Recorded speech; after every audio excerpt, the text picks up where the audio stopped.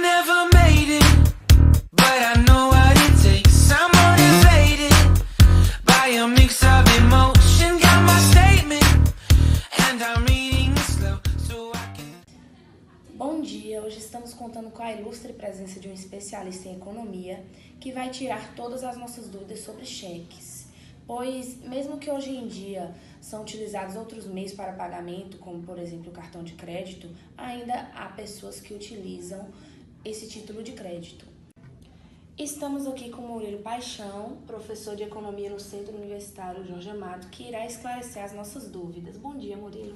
Bom dia, Brasil.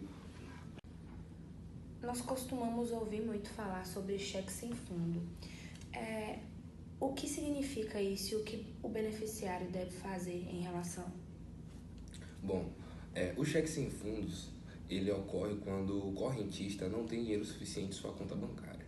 Nesse caso, o beneficiário do cheque devolvido, ele deverá pegar o cheque na agência e saber o motivo da devolução do cheque. Se for por falta de fundos, entrar em contato com a pessoa que emitiu o cheque, no caso o emitente, e informar o ocorrido, pois algumas vezes pode ser apenas uma falta de controle financeiro por parte deste. Se a pessoa retornar dizendo que agora o cheque poderá ser descontado, então poderá depositar o cheque novamente. Caso ainda assim o cheque não tenha fundos, infelizmente, somente restará as vias judiciais para resolver esse problema. O que é protesto e como fazer esse protesto?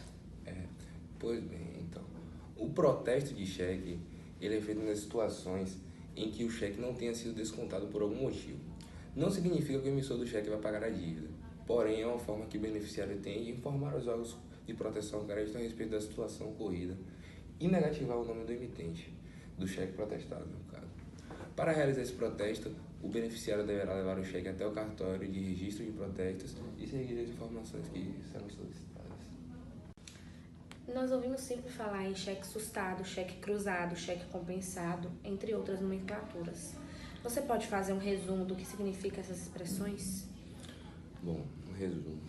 Então, o cheque sustado, ele ocorre quando o emissor do cheque solicita a instituição bancária que o representa para que os cheques solicitados não sejam pagos. Lembrando que o beneficiário pode fazer o protesto e a emissão deliberada de cheque sem fundos pode ser considerada como um crime de estelionato. Já o cheque cruzado, no entanto, trata-se de um cheque com duas linhas diagonais, que significa que o cheque não poderá ser descontado diretamente no banco. Nesse caso, o cheque deverá ser depositado e aguardar sua compensação. Somente depois o seu beneficiário terá acesso à sua conta bancária. Enquanto que o cheque compensado, ele ocorre quando você deposita em sua conta corrente e ele demora cerca de 2 dias para ser compensado, ou seja, o valor do cheque estará disponível na sua conta.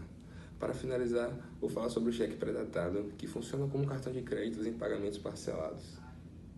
Normalmente, ele é usado por pessoas que não podem parcelar ou até mesmo não possuem um cartão de crédito.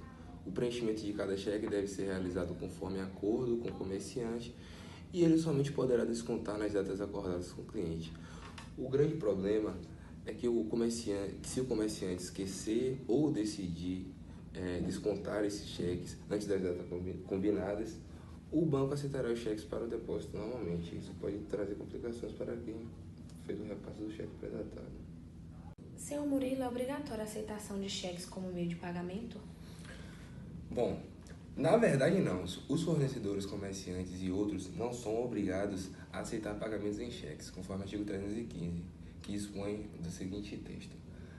As dívidas em dinheiro deverão ser pagas no vencimento em moeda corrente e pelo valor nominal, salvo disposto nos artigos subsequentes. Portanto, a aceitação de cheque é opcional, sendo necessário que o fornecedor ele deixe uma restrição de maneira clara e de fácil visualização do seu conta. Senhor Murilo, eu gostaria de agradecer a sua participação no nosso programa e por ter compartilhado um pouco do conhecimento conosco. Quem agradece sou eu. É sempre um prazer. Quando vocês precisarem, podem me contatar que eu posso vir aqui esclarecer as dúvidas direitinho com vocês. Muito obrigada. I never made it, but I know